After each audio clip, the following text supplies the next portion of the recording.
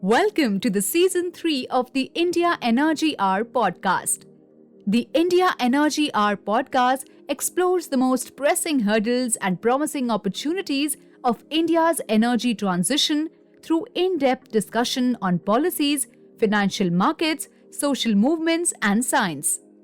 The podcast is hosted by energy transition researcher and author Dr. Sandeep Pai and senior energy and climate journalist Shreya Jay. The show is produced by multimedia journalist Tejas Dayananda Sagar.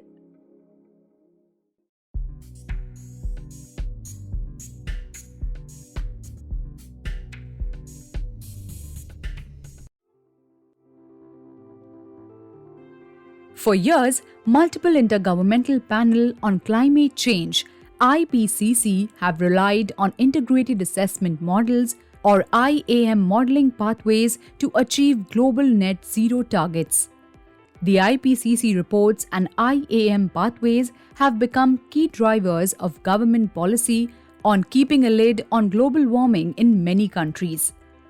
However, scholars from Global South have argued that IAMs have failed to incorporate the principles of equity and rights of developing countries while charting decarbonization pathways. For instance, questions have been raised about how it is fair to ask both the US and India to achieve a net zero by 2050, given US massive historical emissions. To discuss the issue of lack of equity in net zero pathways and ways for designing equitable models for climate action, we interviewed Dr. Tejal Kanitkar, Associate Professor at National Institute of Advanced Studies, and Dr. Rahul Tongia, Senior Fellow at the Center for Social and Economic Progress. Both Tejal and Rahul are India's leading scholars and thinkers on climate and energy policy and have decades of experience working in this area.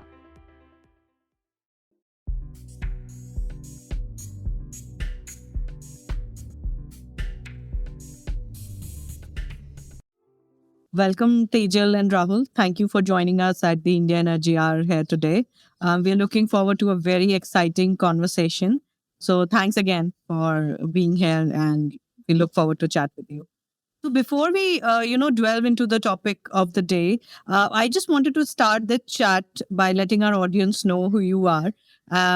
But as greatness explains greatness itself, I would like you both to introduce yourself. We'll start with Tejal first. Tejal, where are you from? What did you study? How did you end up, being in this sector, researching all these very important and pertinent topics in, if I may call the gamut, the energy sector, though your work goes much more beyond that. So please start. Hi, Shreya. Thank you for having me here. It's a pleasure to be on this podcast. I am a mechanical engineer by training. My PhD is in energy science and engineering. I work on issues of energy, climate change, climate policy, etc., energy modeling as well. I am currently associate professor at the National Institute of Advanced Studies in Bangalore. In terms of how I got here, I don't really remember what it was exactly, but I think I did my master's from the Center for Energy Efficiency and Renewable Energy at UMass. That was the lab. And when I went there, the idea was to work on something more mundane, like heat transfer related work. But this was a time when the RE debate was picking up in the US as gas prices were increasing. And back home in India, power sector reforms had become a big political debate. So I remember finding both fascinating, and I think I must have thought it would be much more interesting to work in these interdisciplinary areas rather than some more straight-jacketed mech engineering stuff. So I'm not sure if that is what I really thought, or I'm simply in hindsight attributing some rationality to decisions that I took randomly. But anyway, so here I am, and that's broadly my area encompasses energy and climate policy, and using sort of quantitative models to look at questions, particularly that are not taken into consideration in quantitative models, such as those of equity and justice, when we think of projecting futures. Great. Thanks. Rahul, can we have you tell us a little bit about yourself? So I'm Rahul Tongia. I'm a longtime researcher and person interested in tough questions as much as answers on a range of issues related to technology and society. I'm a geek by heart. And that geekiness started with, of course, an undergrad degree in electrical engineering and followed by a PhD in technology and policy, in engineering and public policy at Carnegie Mellon. And immediately after, this was back in 98, I joined the faculty at Carnegie Mellon.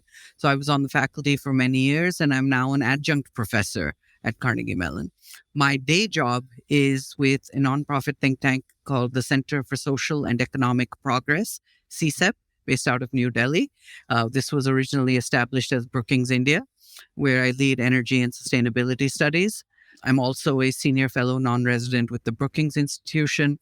I've been interested in many things, and quite frankly, energy is one of those interrelated things. You cannot use just one lens and expect to be able to find the truth, because there's economics, behavior, regulation, policy, innovation, all of the above. So part of my interests on technology relate to smart grids and the use of innovation. So I'd helped set up both the Government of India Smart Grid Task Force, where I was technical advisor, and I remain the founding advisor of the India Smart Grid Forum. So interested in many things, and just am perpetually amazed by how fast many things are moving in this space. Rightly, you mentioned that about the fast-moving changes that keep happening in this sector. So if I may ask two of you, if there is one thing or more than one thing currently that is holding your excitement, or probably something that you're working on or looking forward to work on that is happening in the sector? One of the threads that my team and I are really digging into is issues of political economy. Because a lot of this at a domestic level for India, for example, falls back to the discoms or the distribution companies within the electricity sector. And these are not techno-economic problems, and the same applies to climate change. Certainly, we want cheaper technology. Certainly, you want cheaper finance, more finance. But even if you had, quote unquote, unlimited amounts of money, utilizing it in an equitable manner, integrating it into societal needs, these are vastly more difficult challenges that, frankly, our systems are not set up for. They are often top down. They are not as inclusive as even with good intentions we want them to be. So we are spending a lot of time trying to unpack or trying to align the top down with the bottom up. So if I'm to come in, I think, as we the developments of the past few decades have shown quite clearly that while there is some broad consensus that climate change is real and we need to really move globally, we need to move quickly to be able to deal with the problem, there has been serious lack of action from those capable of taking action. And therefore, there has been an increasing pressure on the global south, particularly in certain regions within the global south, more specifically, to take faster action. The implications of taking that action, given the large developmental deficits that still exist in this particular region, are quite severe, and the attendant costs are very often ignored and dismissed in the larger narratives. There is some sort of value judgment often associated with the use of fossil fuels, almost as if countries are unwilling to move away from fossil fuels, and these are not developed countries, but poorer countries, unwilling to move away from these because they get revenue from it, or they are in some form or the other addicted to it. But the larger questions of why countries depend on domestically available resources and what it means, what just transitions or low carbon development mean in the context of developing countries, particularly those with very, very high developmental deficits in sub-Saharan Africa, in South Asia and Latin America.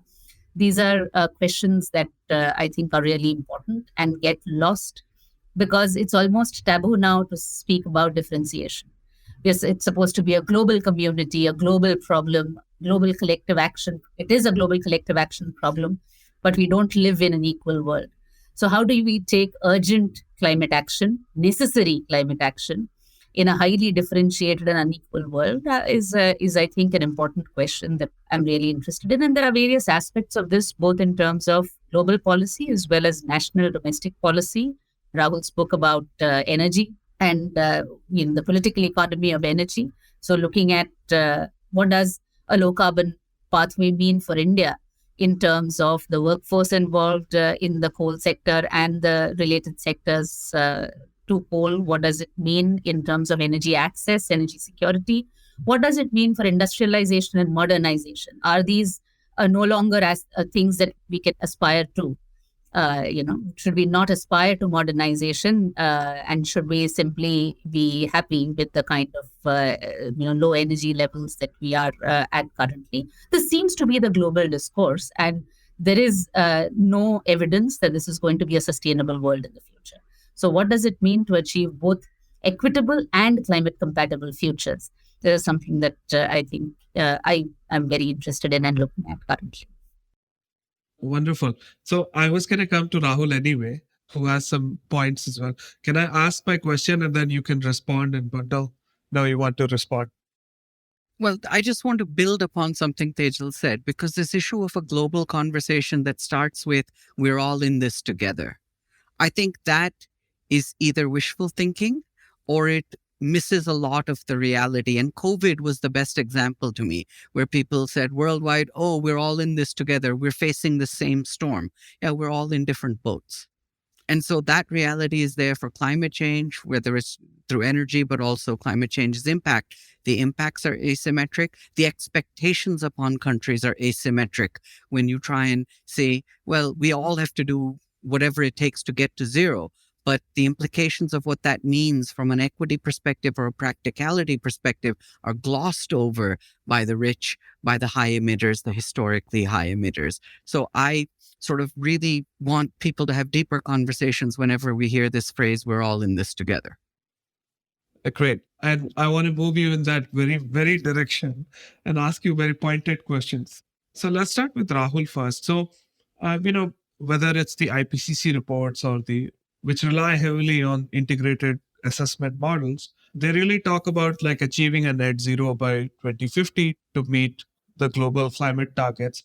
Is it fair that the United States also in those scenarios is achieving a net zero by 2050? India is also achieving 2050 in those same reports in the same year. Shouldn't it be that some rich countries should achieve net zero earlier, so it provides a bit more carbon space for developing countries? Please start with explaining the context of the IPCC report and why this, if I can call it, unjust, type of analyses are happening in this. Thank you. So forget fair. It's impractical because the poor still have to grow their energy services. Their energy consumption is so low. Just take per capita electricity consumption is orders, not one, but more than one order of magnitude lower in some countries. For example, especially in sub-Saharan Africa than in the Middle East or parts of Europe or the US. So that's the first challenge. And unfortunately, in the short run, growing energy services will mean more carbon emissions in the visible future for some time. Now, the IPCC report, people latched onto it for a couple of reasons. First was it really highlighted the urgency, which is good, which is very important. It got people excited to try and do something. But the unfortunate thing was the do something seemed to be around this net zero by 2050.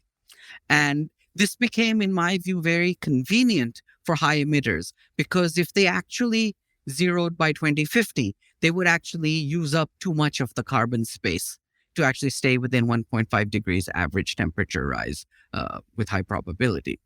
The second question is something that IPCC explicitly avoids, which is issues of distribution and equity. By definition, they say we don't get into that. So if you say, hypothetically, that the world must zero by 2050, which itself there's an issue with I'll come to in a second. Now, that could mean everybody zero by 2050, but anyone thinking through this problem would realize, well, it cannot mean that all countries zero. Someone who's got very, very, very low emissions cannot be expected not to grow them and develop for some time, because they do have that carbon space or should have that carbon space available to them. Now, as you pointed out, the only way that the low emitters, I don't want to use just the terms rich and poor, let's base it around emissions, which could to some extent decouple a little bit, but low emitters can only have more carbon space left over from the global average if others accelerate their reduction to zero before 2050. Now, here are two things that are missing from the IPCC report that people don't discuss. We all latched on to this 2050. The first was we needed a 45% reduction by 2030 from 2010. Instead, unfortunately, emissions grew. And most of that growth came from countries that were above average emitters, using 2019 as a reference point pre-COVID. And that includes China. They are not a low emitter as much as they'd like to say that it's a developing country. And so that these countries actually grew emissions. The second thing that was there is that even if we zeroed by 2050, and you just do simple arithmetic of the remaining carbon budget for 1.5, we would overshoot. And the only way that the IPCC allows that or models that to happen is through very extensive carbon dioxide removal, CDR. How extensive? So for 50 years in this century, 2050 till 2100 in a median case, you're talking about 10 gigatons or a quarter of present emissions to be removed every year. So this problem is not from, oh my God, we are going to bust 1.5 because of future emissions, which people would put upon the foot of the poor or the developing countries. It's because of historical emissions and short-term emissions, which disproportionately come from the richer and certainly the high emissions countries. So any semblance of a reasonable carbon budget. Now, you can say, how do we apportion the remaining carbon budget? The science is pretty clear on what is a remaining carbon budget. Apportionment is not a technical problem. That's a political economy negotiated stance even. And so under any reasonable semblance, and we need transparency in all of these assumptions, even if the rich zeroed by 2050, they will vastly emit more.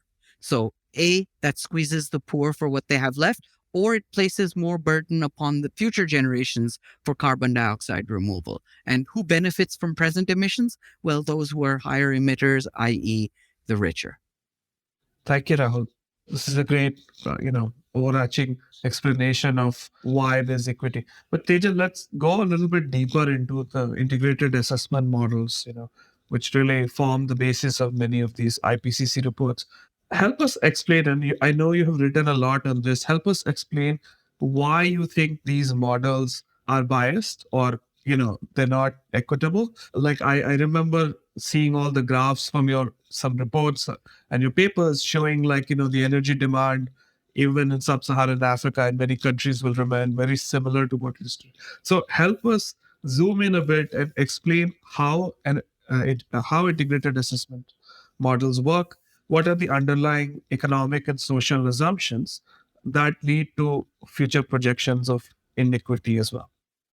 Okay, I just want to pick up in response to your question, begin with what Rahul said in terms of how the IPCC achieves the targets, so 1.5, etc.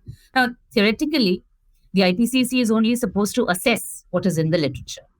But there is, of course, there's a considerable debate about how arm's length away is the IPCC from, especially in terms of the scenarios that are constructed, the models that are used, and the scenarios that are then assessed. Who produces the scenarios and who assesses the scenarios? There's a significant overlap. And so therefore, if you say the IPCC scenarios or how IPCC does this, they will immediately say, oh, the IPCC only assesses. We don't actually produce. But the IPCC does call for it, there's a process of submission of scenarios, there's a vetting of scenarios. And so what you actually see in the global assessments and the numbers that are given to you in the summary for policymakers of the IPCC are, in fact, numbers either, medians or ranges that come from a subset of the total scenarios that are actually out there in the literature. So the question is, where do these scenarios come from? And typically the media picks up these numbers, etc., from the summary for policymakers, which is a summary of the much longer report. Okay? And the longer report has many more numbers, but of course, these are all sort of in the interest of making them simpler to understand for policymakers or for laypersons. They are sort of presented in using some statistical language, which is inappropriate to be used for something which is not really a statistical sample. The scenarios that are in the IPCC report are not a statistical sample. So taking that 143% number or a 45% number is incorrect in some sense, even as a representation of the scenarios. Now, these numbers come from large integrated assessment models, which typically have economic and energy models coupled with Earth system feedbacks, etc. Given how hard it has become to reach 1.5 degrees Celsius, it is no longer possible to do so, only with changes in energy supply. So you now have a new category of models, which are vegetation models that have been coupled to these models, which are supposed to capture the land use dynamics, etc. So that's where your emissions from land use change would come from, right? Basically, carbon dioxide removal. And these models are, while you're given the global results, they break the world down into regions and find optimal solutions across these regions. And there's a problem with each of the components of these integrated assessment. It's called an integrated assessment model because it integrates the energy system, the economic system, the earth system, etc. Let us take the easiest component first, which is the energy models. These are least cost optimization models. What that means is that the model will allocate the mitigation burden based on where it is the cheapest to mitigate. So if it is cheapest to get rid of coal in Asia versus oil and gas in North America, that is the result you will get. There will be no consideration of the distributional impacts, not even a consideration of costs, let's say, as a fraction of income. So it's not the absolute cost of mitigation, but the cost in terms of as a percentage, let's say, of GDP or something like that. That's not captured. The difference between absolute and relative costs, for example, are not considered. And so therefore, in short, no considerations, either explicit or implicit, of equity. It is cheaper to mitigate through land use. So afforestation in the global south then is cheaper than cutting gas use in North America or Europe. So it is in fact cheaper to mitigate through continued poverty in the global south than by reducing oil use in Europe. And so this it brings us to the next component, which is the economic models. These are basically general or partial equilibrium models that provide the values of GDP, consumption of goods and services, etc. In some models, they are exogenous, meaning they're simply plugged in from outside the models. And in some, they are endogenous to the modeling framework itself. The problem with these sort of econometric models are multifold. So the first is that they typically constrain the models with business as usual trajectories, which implies that the assumption is that on the economic front, countries will not do anything differently, either better or worse than they have in the past. Secondly, in the multi-regional models, they have to control international transfers and monetary flows somehow. Right? And so to prevent the issue of climate change from getting overwhelmed by the problem of underdevelopment, these models explicitly disallow transfers between regions. They freeze inequalities at current levels. They do this using different methods, the use of Negishi weights, etc. And the overall approach is that welfare is understood as the pursuit of some kind of Pareto optimality. Right? So everybody can become a little better off in absolute terms, but one region cannot become better off by some other region becoming worse. So the model structure itself, it essentially disallows any form of distributive justice. So within an overall constraint of the carbon budget that Rahul has spoken about already, the carbon budget is so tight that there is no way in which the poor can achieve even medium levels of well-being. Poor countries can achieve this without there being any transfers. So the very tight constraint of atmospheric space on one side, the disallowing of any kind of transfers on the other side means, eventually there is a constraint on energy growth itself that is imposed in the developing world, in the global south. And this is imposed at much lower levels of absolute energy consumption. So a constraint on energy means a constraint on incomes, since these are inherently coupled. So if you look at 1.5 degrees or 2 degrees Celsius outcomes that are achieved in the IAMs, this is not just the preservation of north-south inequality, but also keeping a large part of the developing world at minimum levels of consumption. So you achieve your 1.5 world by maintaining inequalities. And part of it is the model structure itself that is not geared to answering questions of distributive justice. And part of it is the way in which scenarios are constructed, where those who are using these models to build scenarios are not even asking these questions of what happens to equity. And on the IPCC side, those who are assessing these scenarios are reluctant to say that there is no equity in the scenario. So they are reluctant to assess the scenarios on questions of equity. IPCC has no mandate to not look at equity. In fact, there are other sections of the IPCC that look at questions of equity. So in the assessment of scenarios, at least in the AR6, they could have said, what is the equity content? How does how do these scenarios fare on equity? And said that they fare badly. But this simply is not done. If you want a few examples, I have them too. I don't know whether I should give them now, but let me do so. We consider GDP, for example. In most of the developing world, per capita GDP in 2050 is restricted to 9,000 to 28,000. And South Asia and Sub-Saharan Africa are at even lower levels. So South Asia is at around 18,000 and Sub-Saharan Africa at $8,000 per person per year. Now, this is much lower than even the current levels, not just the current levels of developed countries as a whole, and much, much lower than the current per capita levels of the OECD countries. If you look at consumption, which is consumption of goods and services, which is a component of GDP, there is an even more stark level of inequality. So Sub-Saharan Africa is at $3,000 per person, whereas North America is at 59,000. That's the degree of difference that you see. If you look at the carbon dioxide removal, again, something that Rahul referred to, about 65 to 85% of this across different models is in developing countries, whereas fossil fuel use in per capita terms continues to remain high in developed countries. So essentially, because you're not looking at optimization or you're not looking at equity as the key question, you're simply doing cost-based optimization. What you get is in continued fossil fuel use, not just before 2050, but even beyond 2050 in the developed countries. In fact, the Pacific, OECD, and North America continue to use coal in many of these scenarios, even beyond 2050, reaching net zero even much later than 2050.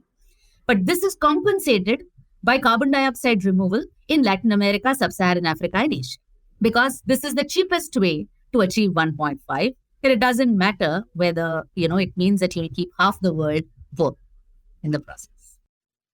I have a quick follow-up with Tejal, and then we'll get to Rahul and ask more zoomed-in questions on coal and other stuff. So, one of the things that some IAM modelers have time and again said that this is not our job we're not asking the question of equity here. We're just trying to build scenarios to show that we'll meet 1.5 or 2 degree targets. So do you think that comment or that set of comments are fair in that they're not set out to achieve equity here? They're set out to solve the climate question. What is your response to that? Yeah, it's actually bizarre to me that you can solve the climate question without addressing questions of equity and justice. Climate justice has been a central question from the beginning of the debate on climate change, from the beginning of the negotiations, but even from before that. So it's not something that you can simply be blind to or deaf to in the entire discourse. You can say that, okay, I will try and see what a cost optimal solution is. But then you have to say that, okay, this cost optimal solution is not equitable because both are equally policy relevant. IPCC uses the IAM results and the IPCC is supposed to produce policy relevant science. Now, if policy relevance means no equity, then I don't know what policy we are really talking about. When you actually go to the global negotiations under the UNFCCC, there is a lot of push. And IPCC is supposed to be an important input to the global stocktake that's going to happen this year. And the global stocktake is supposed to happen in light of equity and the best available science, right? Both are major pillars of what is supposed to inform the global stocktake. And so the IPCC scenarios don't fit the bill. You can say that, okay, our job is to only construct scenarios of how is it that we can achieve 1.5 at the least cost. But then they're not policy relevant, in my opinion. They're policy irrelevant. So they should not be considered in the UNFCCC GST process or COP decision. I just want to build upon what Tejal had said with an observation that equity and efficiency aren't the same. But people who deal in this space, know it, and yet aren't letting people who don't realize that understand that. So the first thing is it should be more explicit and directly built in. And if you now say that, look, here is something that is efficient, then you have to make it clear that, oh, by the way, we did or didn't do these certain things that were alternative choices that could be more equitable. Now, efficiency itself, first problem is it depends on so many assumptions. We're talking about 10, 20, no, 30, 50, 70 years down the road. If anyone wants to make bets on technology and what it costs, good luck. So we then get into economic side debates, which are somewhat more well known on things like discount rates. So how do you discount damages is a big deal because how it matters to different regions is very, very different, where you've got low development and you're facing more damages without having created the problem. GDP itself is a problematic measure because of a bunch of reasons that economists sort of understand, but are not baked into the models from what you should be optimizing for. So putting it in more stark terms, and where the modelers, I think, should be more explicit, is ultimately, what if I could have something that's a little bit less efficient? Let's assume we agree with the assumptions. Even if I lower the efficiency by a few percent, and now say my equity is 10 times better, don't you think most people would want that and accept that? We do that all the time with simple product like insurance. If I buy fire insurance, my expected value is lower because I'm paying for that. But my variance falls dramatically societally or amongst that pool because now I don't have to deal with the extreme outcomes. So these trade-offs between mean and variance are just one simplified example of things that are missing from the discourse because everyone just seems to say, well, here is the highest expected value, therefore that's all we need to be discussing. So if we have to zero by a particular time frame, there's almost infinite ways to do so, or practically speaking, there's many ways to do so. But which fuels, by which countries, by which subsets within those countries, and by when should all be on the table. Well, that's a great point. I'd like to move a little forward from that and steer it you towards coal. No, it still happens to be one of the dirtiest fossil fuel, but most of the IPCC IAM models that we have been talking about talk about phasing out of coal. I believe in OECD countries by 2030 and non-OECD countries by 2040. Don't you think it is contentious? Yes, no, and why?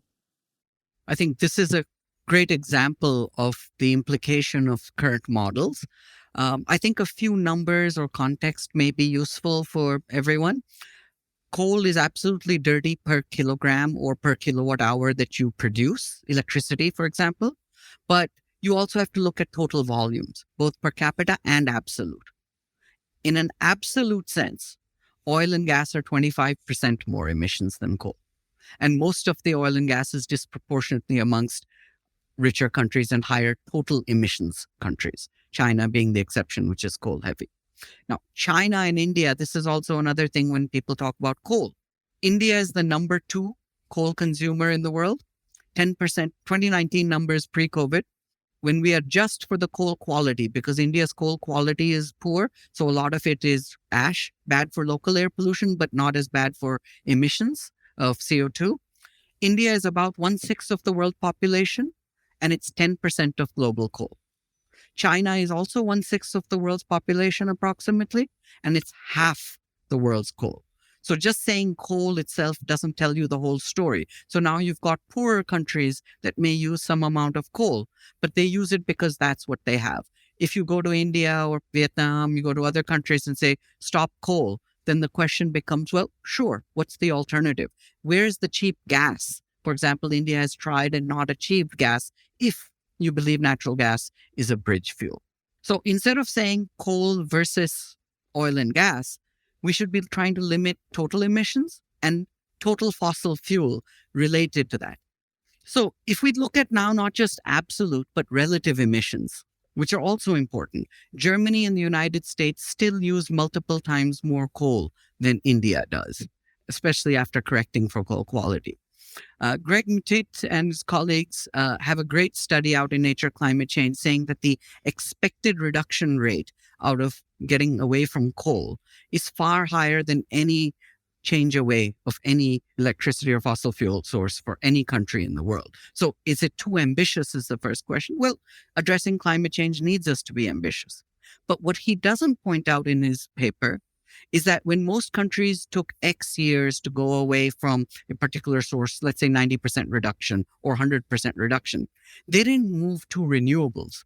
They moved typically towards natural gas. So countries that were heavy on oil moved towards natural gas, or they moved away from coal towards natural gas, which is what the UK and the US have done. So it's not that they went fully green. They were greener, but that's not nearly enough because of the high volumes that they use. Tejal, you want to come in? Yeah, it's just a short point that and Rahul brought this up in terms of the difference between air pollution and climate change. This entire idea of a dirty fuel or the dirtiest fuel, right? It comes from the discourse on pollution largely, and it's a very different issue when it comes to climate change. We are talking about CO2 as the main driver of climate change. In fact, aerosols would mask the warming. You have a reduction in European pollution, in fact, leading to higher levels of warming, total warming over the last century. If you actually burn coal efficiently and well, you get CO2, you get global warming, but you don't get pollution, right? So in that sense, I am a little uncomfortable about classifying fuels as less dirty, more dirty. What are we talking about? In what context are we talking about? A coal power plant in a remote area with low levels of population density, with stack heights of over 275 meters, with all the air pollution, electrostatic precipitators and all kinds of other equipment to deal with the ash and particulate matter installed. Just because it causes CO2, should it be a problem for India? Or should India look at its air pollution issues, which are far more serious, direct impacts that are quite severe for its population, and immediately something that national policy must address and can solve? Mitigation is something that should be the first thing on the agenda for rich countries that are capable of undertaking the action, as well as have other resources to substitute if they move away from coal. Whereas for India, while total coal consumption, there is no doubt that it has to go down. Right? We have to manage to juggle multiple priorities. We've already spoken of developmental requirements, but also in terms of what is necessary for air pollution, development, climate change. How do we juggle these three together?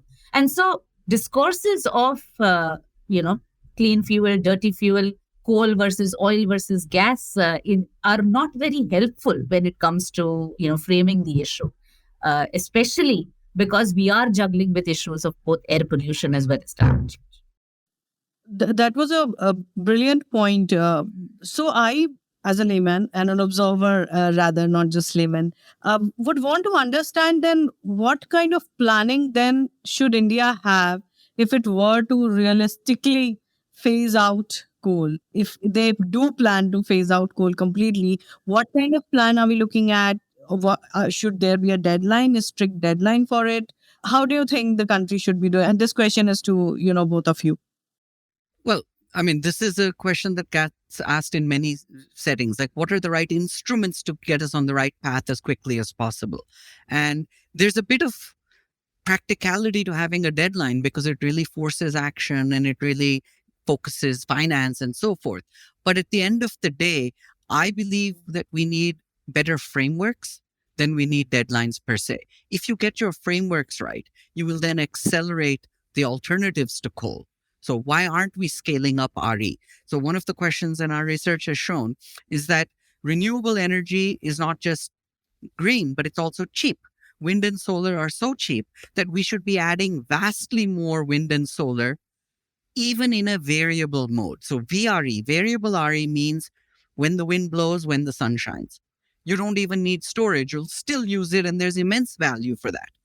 At some point, you will also need storage, but we're not there yet. We're not even close to that point in India, and yet we are not adding as much VRE as is economically optimal. And so those are the challenges that need to be worried about, as opposed to a ban on coal per se. And in fact, if we're behind schedule on our RE targets, unfortunately, the backstop that India has is coal.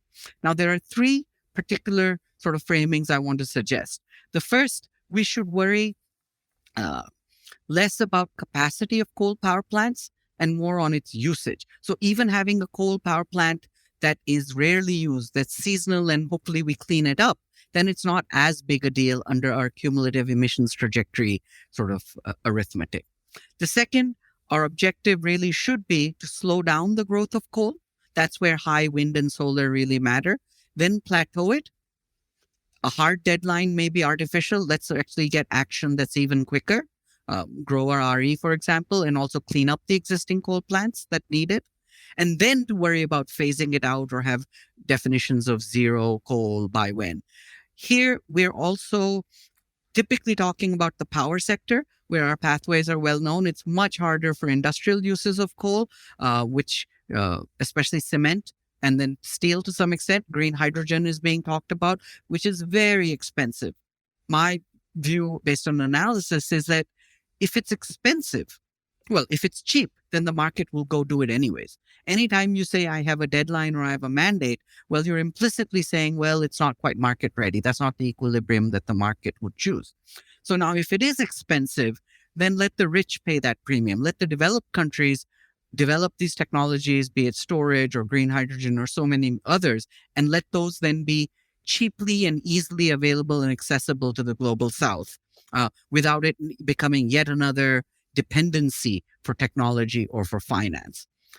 And then, of course, I've hinted at this before, what coal we do use should be as clean as possible and as efficient as possible. So local air pollution is just one part of it. We also need our coal power plants to be flexible. By that, what I mean is RE and coal will coexist in the visible future. So you need power plants that can go up and down in their output. They can lower their output in the middle of the day. Very few technology designs assume that you will turn on and off a coal plant every day based on solar in the midday, because that's inefficient and problematic technologically. But you can at least make them more nimble and more responsive than you have today. Tejal, do you want to add on that? Yeah, I think we really need a deadline for achieving zero hunger. We need a deadline for achieving zero malnutrition. Universal housing availability, no homelessness. We need a deadline for achieving full employment, no unemployment.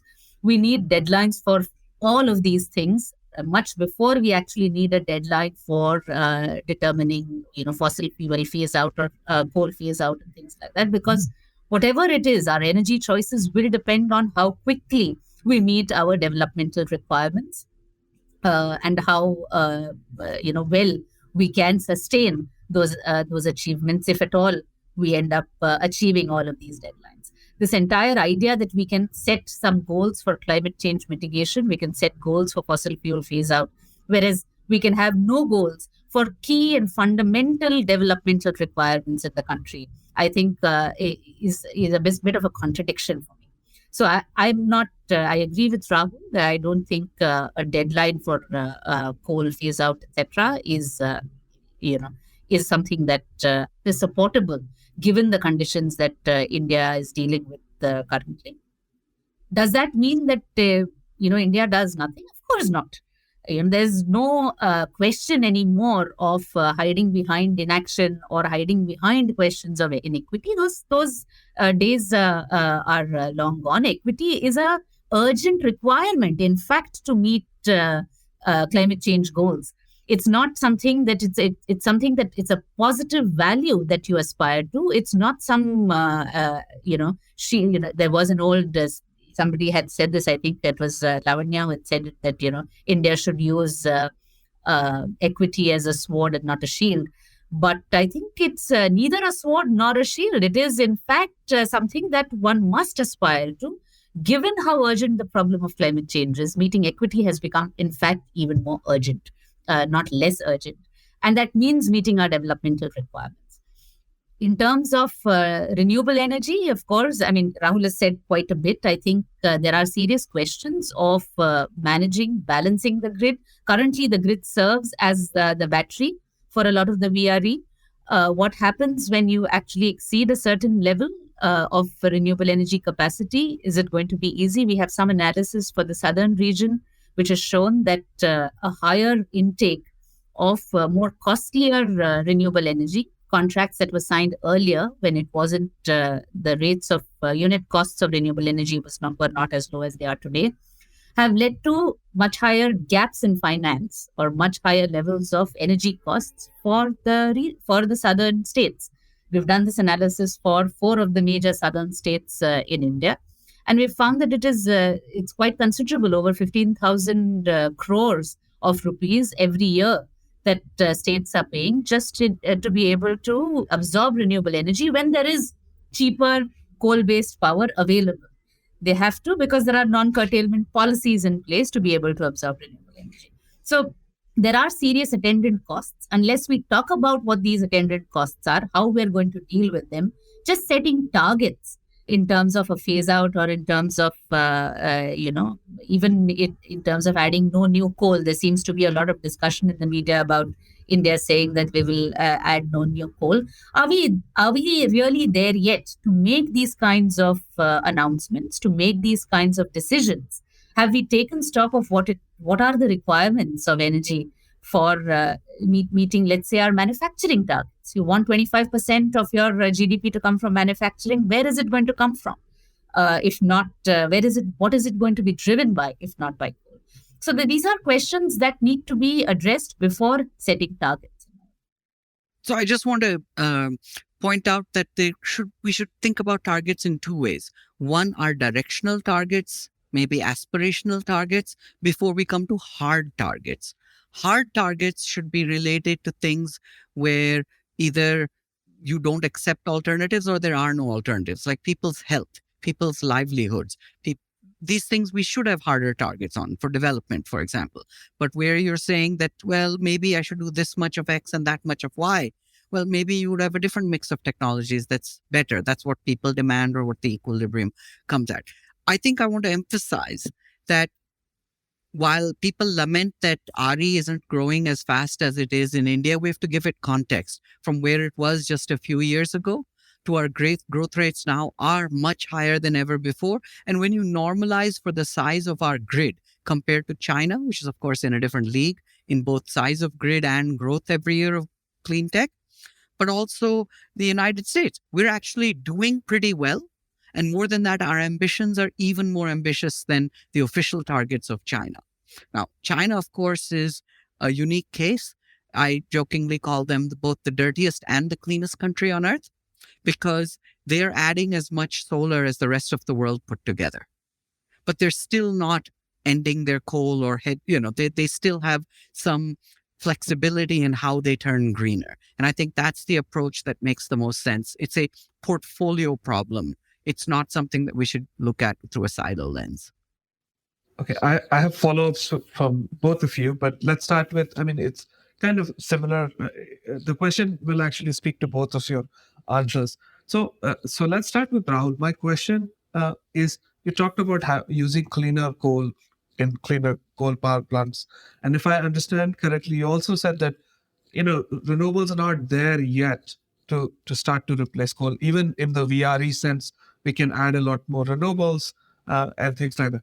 So my question to you is, if we clean up coal for air pollution as much as possible, for other local issues, do you think the coal power will become more expensive? And since renewables is not ready yet, overall cost of power for the country will be higher. So in general, typically, cleaning up something existing as opposed to leapfrogging is often expensive, but that's a cost we're willing to bear because you pay for it somewhere else. You pay for it through livelihoods or health and reduced GDP elsewhere. So with pollution, it's a classic externality. The people who benefit from energy services are typically not the ones who bear the brunt. And the most extreme example of that is not coal, it's actually dams. Historically, dams have created the most displacement in India.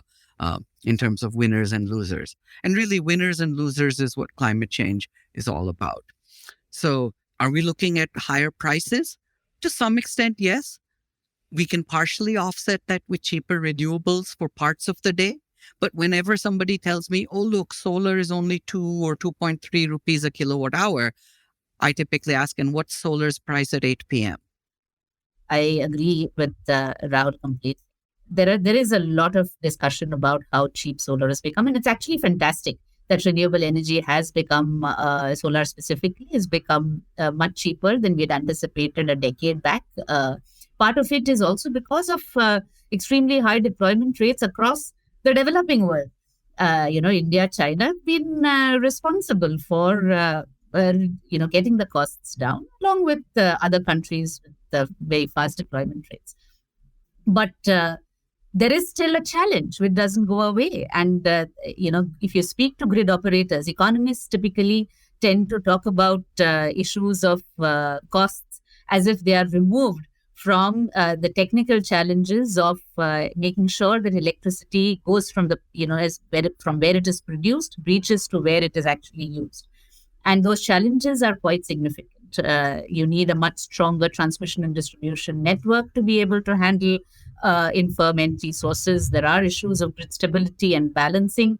When you have large amounts of renewable coming in and going out, you have questions of where it is, even if you're going to use it in the day, solar energy when it's available with lower levels of storage, where are you going to, which sectors are you going to move? And there's a lot of discussion about moving agricultural consumption to the afternoon.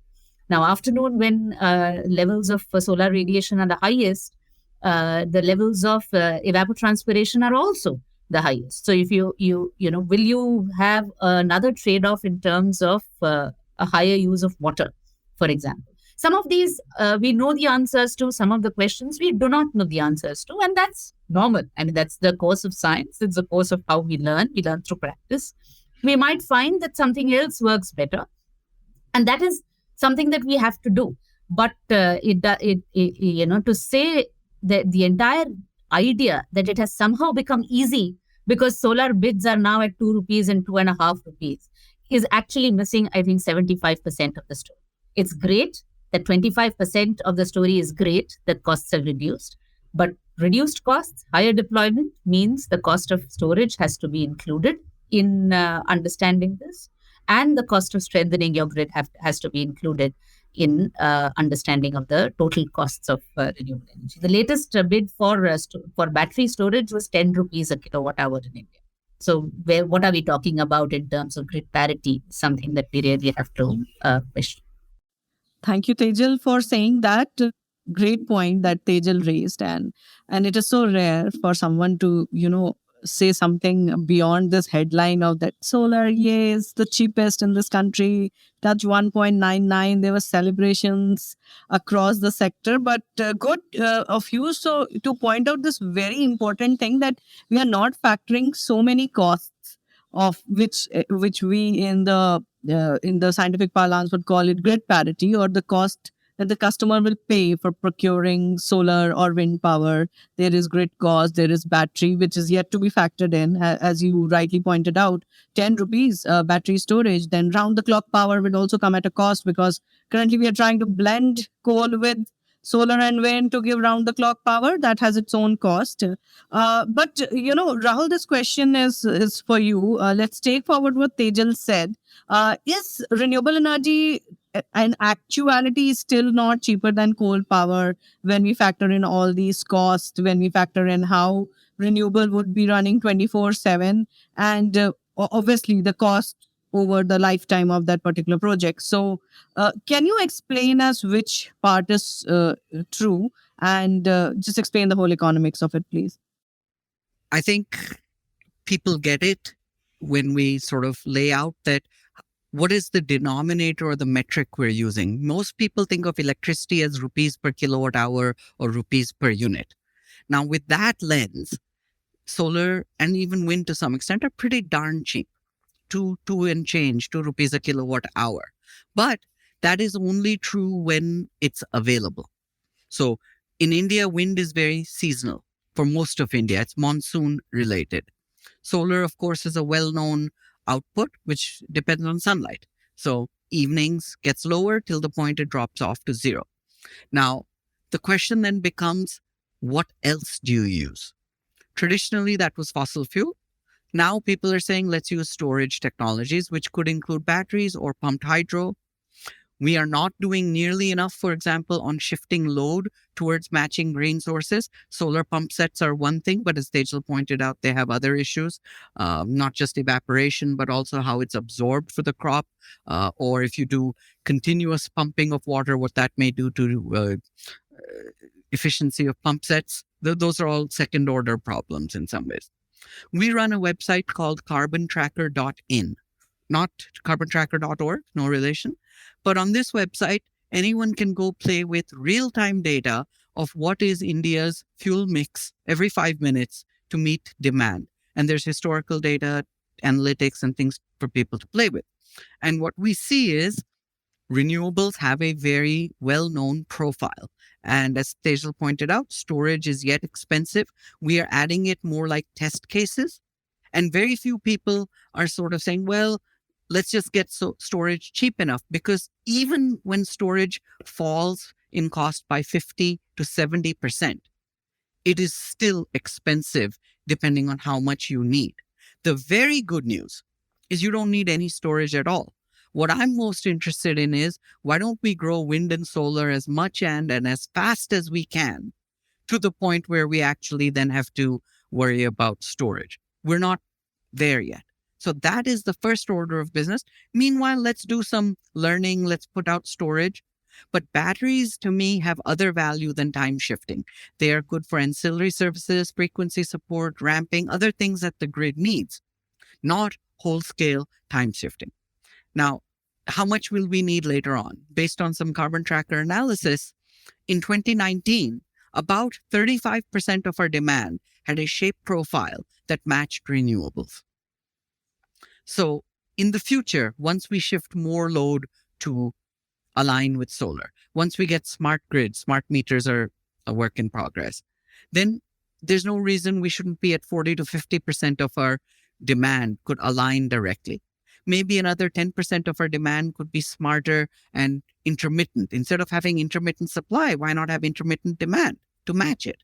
But you still need up to 50% easily to go through a battery. So if you're blending that, then you can see where the costs add up. So that 10 rupee a number that Tejal talked about was excluding the renewables that go in and out of the battery and the transmission that goes into it. So here's the challenge today. For things like wind and solar, levelized cost of energy, that's a fancy term used for normalized costs over a lifetime, where you discount future to the present. Because if I'm trying to compare coal and solar, coal has fuel whose price is expected to go up over time. While with solar, you pay once as a capital investment and then that's it. So how do you compare them? So there's a technique called levelization to try and make things comparable. Now, levelization has three problems. Other than the fact that you have to assume you know what the future is going to look like, whether it's coal prices or performance of your wind and solar. What if climate patterns change? Wind is already facing a bit of that risk. So is hydro. Second problem is it ignores system level costs. So transmission is one requirement. Wind is especially location specific, solar less so, but still to a large extent. And then there are grid level impacts where you have to back down your coal in the middle of the day or something else. Coal has an efficiency penalty when it operates at part load. We are not compensating for that enough in current pricing norms, for example. And then there would be a capital investment if you actually needed to make your existing coal fleet ultra flexible, which is probably worth doing when you do the math, but someone's got to pay for it. Renewables today are getting the benefit of several types of explicit and implicit subsidy. For household solar, rooftop solar, there's a 30% capital subsidy available. For renewables, they have a waiver on interstate transmission charges. So these could be worth 50 paise per kilowatt hour for long distance transmission, or perhaps more. And in contrast, coal power plants, yes, they have huge externalities of pollution, but they also pay not just assess and other benefits and taxes, they also pay heavily to keeping the railways afloat, because coal is overpaying for underpaying passengers. This is well documented, and literally the Indian Railways, India's largest civilian employer, is afloat because of this equilibrium. The third and last problem with these LCOE calculations is they make an assumption of duty cycle that you will, for example, use a battery every day 90% in full. And then this is your cost. So that 10 rupee number, Tejal, is typically an LCOE type calculation, which just assumes you're going to use a battery every day. But you don't need a battery every day. What about the low demand monsoon period, which is also windy and it's bright in that day? Then you would meet all your demand for more of the day without needing any storage at all. So then what's the value of that storage? The value of that storage drops only to its energy provision and not capacity. There's no capacity value. So these are the sorts of reframings we need to do. We need a systems approach to pricing both renewables, pricing coal, pricing all of the above. Probably the single biggest thing I would ask policymakers and planners is to stop using LCOE and introduce time of day pricing that reflects grid condition. It reflects the fact that in the middle of the day, I have cheap solar. So that's when I want to make sure my EVs plug in. That's when I want to make sure more of my consumption occurs. But today you have no signals for that. You have no incentives, and we're adding more and more solar midday.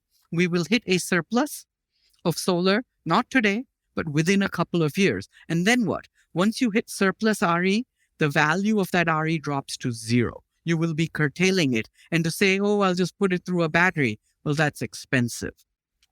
In addition to a systems approach, our other biggest challenge is scale. We need to grow RE at a faster pace than anyone thought imaginable. And here's the challenge. Our modeling, and we have a paper on this, it's on our CSEP website on Grid in 2030, that observes that even if you achieve 450 gigawatts of RE by 2030, this incremental RE will not be enough to meet incremental demand. This is purely on a kilowatt hour or energy basis. We are ignoring time of day aspects for this. Just on energy, we still need something else. And even with planned hydro growth and nuclear growth as projected or estimated, that won't be enough. So are we then saying that we're not quite ready to plateau our coal? That's one interpretation, yes. Just a very small point to what Rahul said there about the LCOE calculations.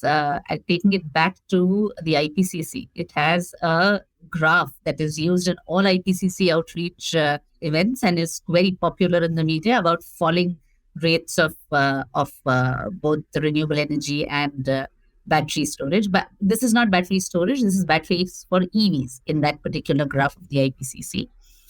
The disclaimers about the fact that this doesn't include grid integration costs or storage costs, etc., are hidden somewhere in the panel of that figure. So when you actually look at those costs, those are only a fraction of the total cost. So just to sort of link it back to the entire question of, there has to be some serious, review of how is it that we present. The IPCC is supposed to represent the best available science. What does it mean to assess some of these technical issues and present them in a balanced manner, not in service of some larger narrative of urgency, but actually provide evidence-based inputs to policymakers so that they can take decisions based on this information? So the IPCC report, and I've reviewed some of them at the invitation, they focus on data that are available, maybe, and I don't want to get into that, are they projecting an urgency or not? But most references cite Bloomberg New Energy Foundation, BNEF data on lithium price survey. The problem is there's another survey that's not public. This one is public, which includes the grid costs for large-scale grid storage through lithium-ion batteries. And those costs are 2.5 times larger than these costs. Very few people talk about that. We have a paper, hopefully in a few weeks it'll be out, that actually goes into this. Great. We'll have to have you back to talk about that. But I do want to take this conversation back to the IPCC scenarios and the integrated assessment models. So explain to me how one can start creating equity scenarios that assigns, historic responsibility and energy abundance for developing countries. Maybe we'll start with Tejal this time and then go to Rahul on this.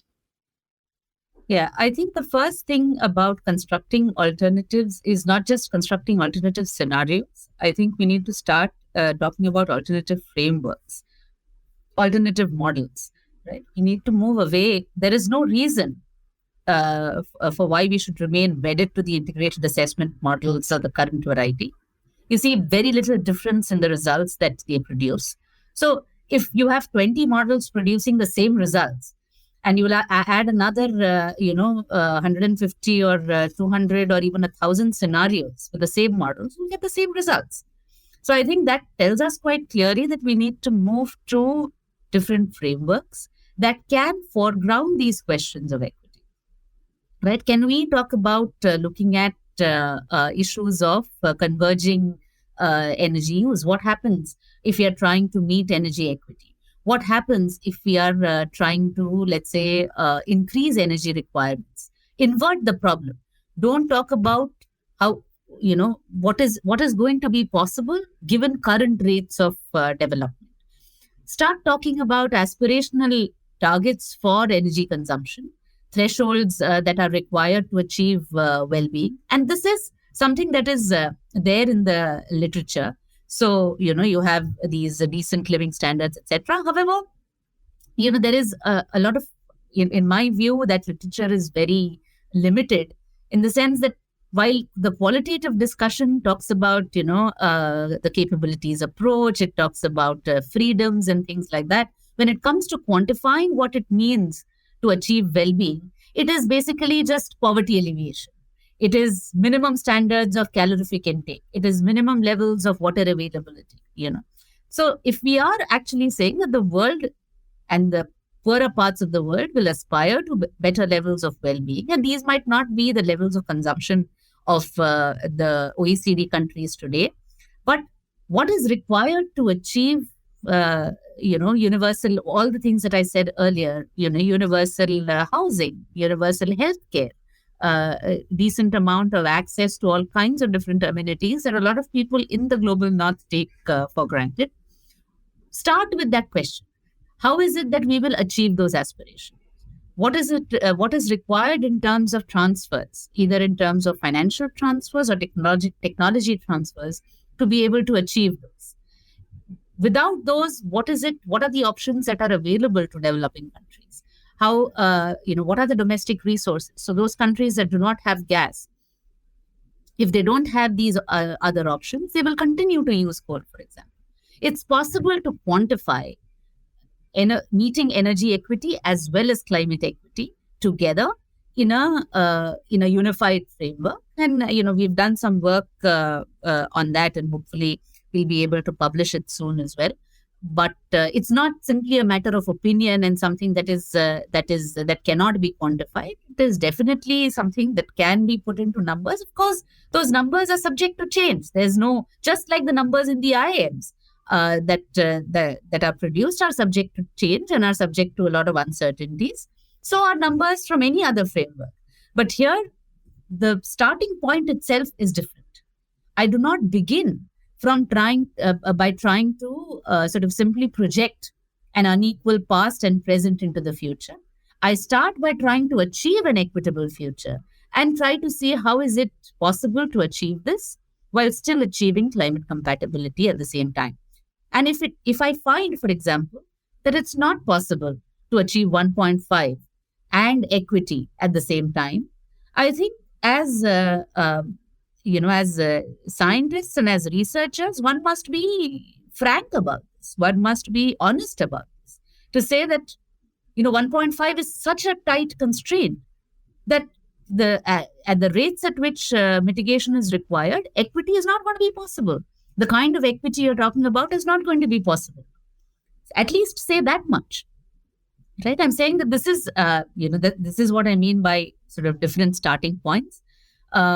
Just another issue is very clearly of the global carbon budget. I think that is a very, clear scientific result. And we spoke about that in an earlier segment, that we do know what the total carbon budget is. We know the degree to which it has been overused, or the fair shares of developed countries have been overconsumed. We know what is remaining. And so how is it that we apportion it using different parameters of capacity and responsibility is something that is fairly straightforward. Burden sharing literature is as old as the problem of climate change itself. There are newer ways in which you can construct it. So it's not something that we need to necessarily, you don't need to reinvent the wheel. There are various approaches out there. How is it that we can integrate these approaches to the more complex issues of energy transition? This is something that we must see, and it is possible to see. But in my opinion, we will have to move away from the IAM framework to be able to do so. Rahul, do you want to add something? I think we need a lot of change. I mean, obviously, climate change needs a lot of change, but in the modeling and analysis, Tejal has listed a few points. And I'll start with this observation that IAMs, integrated assessment models, are almost black boxes to most people, and they're exceedingly complex. So most people ignore things that aren't in their silo, and they miss the implications of something far away that really, really matters for equity or even for the plausibility of the outcome. Because if anything is implausible, we're going to get things that are just good on paper but never get achieved. People have to want whatever we tell them that they should be doing. And I'm a strong believer in soft paternalism. You make it easy for people to do the right thing, and they'll go do it. In India, LED bulbs took over CFL, which took over incandescent, partly with some government support and policies, including standardization and large volume bidding and things that the government did. Part was just manufacturing improvement, but ultimately it was also about consumers saying, okay, I'm willing to pay the higher capital costs for something that'll last me much longer and save me money over time. So if we have solutions that look good, sound good, and feel good to people, we'll go do it. That's the ecosystem that we need to unleash worldwide so that people don't treat climate change just as a burden. Yes, it will involve change, but not all of that change need to be as painful necessarily. From a modeling perspective, instead of just changing your assumptions, which is one starting point, so today's IAMs are typically saying, here's my constraint on carbon, what's my lowest cost solution? What if I say I want the highest energy or highest development and then work out what's the lowest carbon and or lowest cost? So it's a multi-dimensional, multi-attribute utility analysis problem that has no optimization. What you actually come up with is a frontier or a trade-off graph or a trade-off curve that then lets you choose, well, we can actually be lower carbon and high equity, but it's going to cost more. So then that's a very different conversation. Cost more from whom? We, in theory, have enough money in the world. It's about allocating that money. And that's the conversation that's missing because we right now have an economic system geared towards wealth accumulation to the highest 0.1% and then the 1%. It's actually going in the reverse direction in a lot of the world. That's the conversation that's missing. And I find it puzzling that we're relying on these economic frameworks to solve the equity issue in climate change. Don't see it happening. What we also can do within the existing sort of frameworks is, of course, make equity explicit, make it a direct input to your models, have different assumption ranges, remove the constraints on regional and intergenerational transfers as well. It's not just interregional. We have to fix our accounting of carbon and impact and burden. Production versus consumption accounting for climate change is just one example. UK is the greenest G20 country in its reduction from 1990. Even that reduction was much less than the 3% you need per annum to zero in 30 years, 3.33%.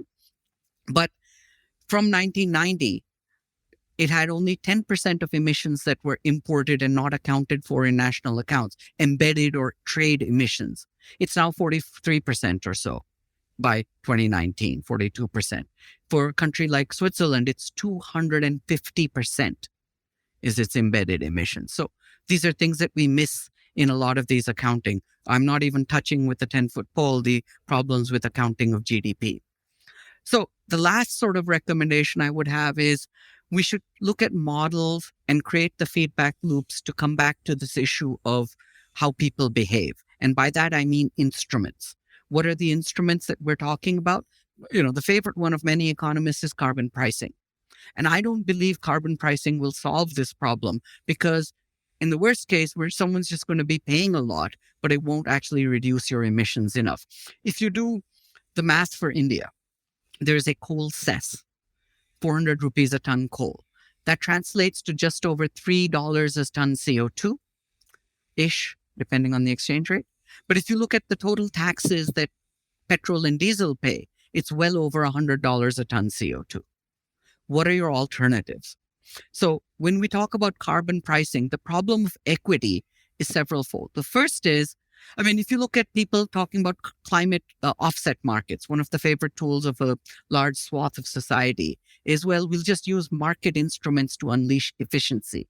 And why I get very worried is, and there's some nice studies by Bloomberg and others, most of these offsets are dodgy, especially the land-based offsets. They're just dodgy. All of the financiers tell me, well, all carbon is equal. Ergo, let's get rid of the cheapest carbon. Tejal has already pointed about that a lot of that burden just means it's falling upon the poor. But this also ignores historical. If you agree that all carbon is equal, then I want to price your historical carbon as well, because that's still out there in the atmosphere. And I'm still waiting, but not holding my breath, for high emissions richer countries to give trillions of dollars of payment for their embedded historical legacy emissions. Good luck getting that on the negotiating table.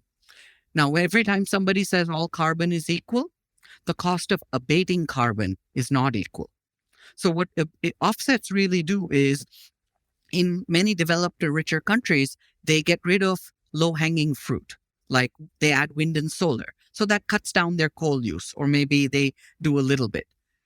But they don't actually get rid of the household natural gas usage that easily, because heat pumps will take time to build out, or get rid of steel. So there's much harder to abate emissions, for which they say, oh, I'll just use an offset that's only a couple of dollars. And guess what? It's either dodgy and or coming from the carbon budget of the poor. And that's not a sustainable or scalable equilibrium. You have a CEO of a major airplane company, aviation company, saying that I am now carbon neutral and it costs $30 million. The world's largest airline, or one of the largest. So if that were true, it would only take, about $24 billion to be carbon neutral for the whole world. Clearly it's not. And so we're playing shortcuts, games. We need to stop doing that. The world needs to get more serious. And getting serious for developing countries is very different than getting serious for developed countries. For developed countries, they need to come to true zero without offsets. True zero quicker than 2050. For developing countries, they need to aggressively reduce their trajectory so that their cumulative emissions are lower. They need to improve their distributional aspects for human development, because you still have issues of people even lacking access to energy. To close, I'll just mention the one analysis. If you give 1 billion people who don't have electricity a decent amount of Lifeline Plus, more than Lifeline, monthly electricity, entirely from coal, that would still be only 0.25% of today's global emissions. So if you say that, the poor need to step up, they're already stepping up, sometimes in the worst possible way, by not even emitting at all. I think I forgot to speak about something in response to the last question about where do we start in terms of building equitable scenarios. I think it's my opinion on this is very clear that really, if you want these scenarios, we'll have to move away from the IAMs. But one thing that one can do perhaps with the IAMs is a very simple experiment. What happens when you have higher oil and gas reductions in the developed world as opposed to coal reductions in the developing world? Just change your constraints a little bit. See if it is possible to do this. Just, put in higher prices for one resource versus the other. Your results will be different. See how the mitigation burden is distributed differently. It's just, there is a reason why you don't make these scenarios, make these assumptions in the scenarios. I think because this is the entire process of modeling and constructing models and constructing scenarios is not politically neutral. It is a very political enterprise. And I think we should be very open and frank about the fact there are political interests that are embedded here. Who creates these global scenarios versus, who creates the global models versus the scenarios? There's a huge debate that is currently going on about the fact that it's not something that is exclusive. There are some models, for example, that are open access. There are people from anywhere in the world who can download these models and run parts of them on their computers. They'll run faster, of course, if you have higher computing capacities. Anybody can do scenarios. The scenarios don't have to be restricted to those who actually construct the models. But the models themselves are constructed almost exclusively in the global north. Right? Almost all of the models are in the global north. There is one IAM that is from Brazil, but that is also based on one of the models, one of the European models. But almost all of them, over 90% of the scenarios, come from the models constructed in the global north. A large number of them funded by particular political entities in the global north. So there are assumptions that certain interests would like to see. There are other assumptions that they would not like to see. So if we are to construct equity-based scenarios, we must do so with our own models. We, as in the global south, that's what I mean by we. I don't think it is going to be possible within this larger framework because there is simply no interest in asking those questions. If you want to ask questions, and you said this, Sandeep, earlier, that modelers themselves have said this. They respond by saying, but it's not our job to achieve equity. Our job is to achieve 1.5 at the lowest possible cost. Fine. Then if it is the job of modelers in the global south, perhaps it is something that we should do. Unfortunately, we are severely constrained by resources, just as in everything else in terms of energy access, etc., etc. Even in terms of constructing our own models, especially the kind that will be, let's say, vetted and accepted by the IPCC for its assessment, we are constrained by resources. I just spoke about one constraint. There are multiple things. I also think that, in terms of opportunities, networking, there's a huge influence of Northern scholarship in terms of what scholars in the global south would want to do, the kind of questions that they would want to research, pose, and answer. Rahul and I probably are extremely unpopular, and this particular podcast might be extremely unpopular because it's an unpopular opinion in India. You don't have two people who talk about not setting a date for coal phase out and still talking about urgent climate action. You don't get that very often in India, simply because it doesn't pay to have these opinions. And that is a serious question. It's one part of it is pay. The other is you also have a lot of people in the global south that have bought into the discourse. The discourse is a powerful one, the one of the global north. It's not something that you can easily simply counter by two people sitting in Bangalore or some other parts of India and producing papers. It's a very powerful narrative to counter, and it's difficult for me to convince my own students sometimes to take up some of these questions because they wonder where they will then go for a postdoc. Who's going to accept them?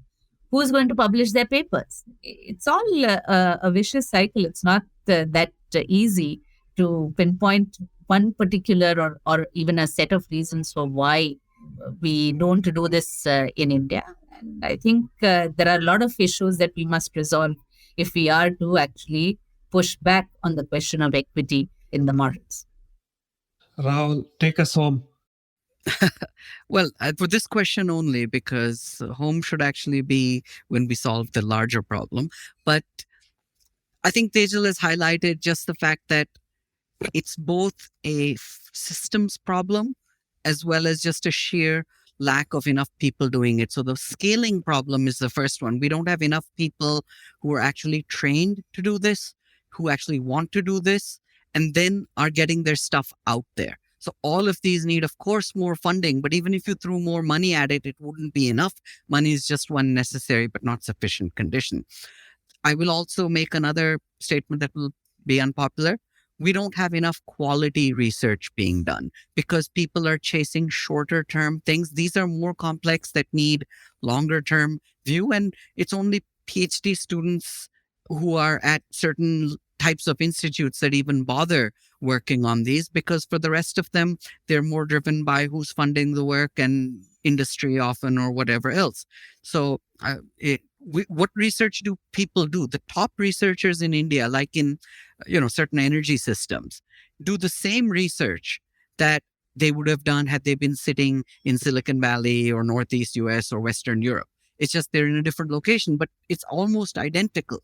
So you are not doing as much bottom-up analysis, field-based analysis. Those are hard, those are different. And unfortunately, those aren't the things that get published in the top journals. And unfortunately, you have a journal bias because thou must publish in certain journals only to be regarded as a top researcher or maybe get promoted or etc. And these are severe constraints that if you do something that doesn't fit in line with the thought leadership in a domain, you have this not just in climate change, you have this in how we look at in the finance world, issues of austerity and modern monetary theory and so many other things where people sort of are questioning fundamentals of entire ecosystems of thought, but then say, well, the data don't match up because, well, that's was just a failure of execution. Very few people are stepping back and saying, well, is it a failure of our entire fundamental models